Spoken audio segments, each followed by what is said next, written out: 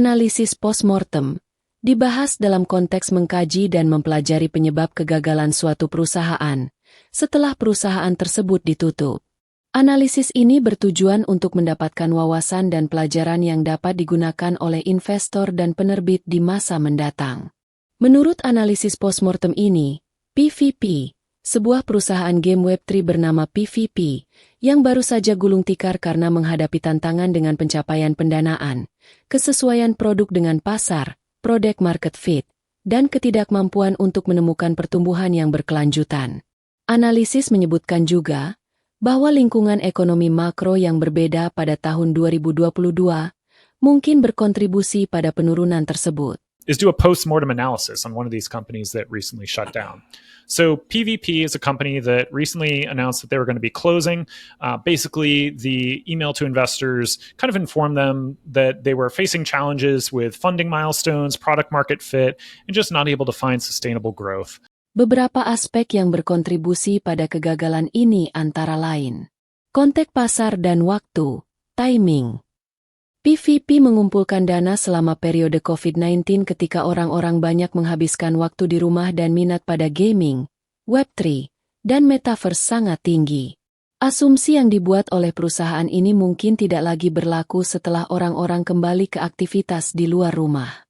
Risiko model bisnis platform.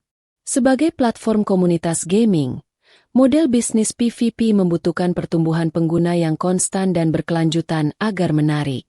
Jenis bisnis seperti ini secara definisi sangat berisiko dan sulit untuk bersaing dengan pemain besar yang sudah mapan seperti Reddit dan Discord.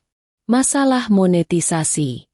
Meskipun PVP memiliki basis pengguna yang besar, antara 150.000 hingga 167.000 pengguna, mereka belum bisa membuktikan bahwa mereka dapat memonetisasi basis pengguna mereka secara berarti.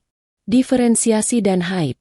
Upaya PVP untuk membedakan diri yang hanya menambahkan bungkus pada pengalaman yang sudah ada, alih-alih menciptakan platform baru yang revolusioner, seringkali tidak berhasil.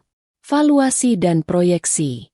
PVP memiliki proyeksi pendapatan, tetapi belum bisa menunjukkan bukti bahwa mereka benar-benar dapat mencapai angka tersebut.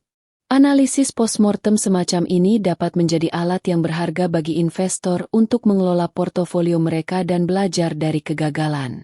Serta bagi penerbit, untuk memahami tantangan dan risiko dalam membangun bisnis. Ekosistem securities crowdfunding membuka akses investasi yang lebih luas dan demokratis. Tapi, seiring peluang, mengintip pula risiko.